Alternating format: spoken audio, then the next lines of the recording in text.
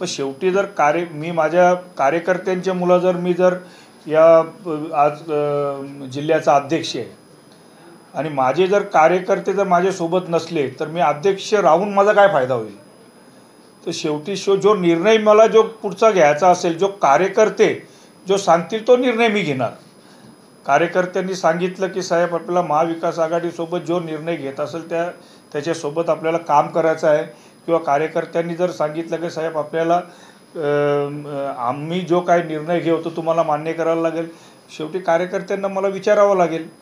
आणि अजूनही माझी एक विनंती आहे सर्व माझ्या वरिष्ठ पातळीच्या सर्व नेत्यांना की ही भिवंडी लोकसभा ही पारंपरिक लोकसभा आहे। भिवंडीमध्ये 6 मार्च 2014 मी स्वतः राहुल गांधीजीची सभा घेतली होती।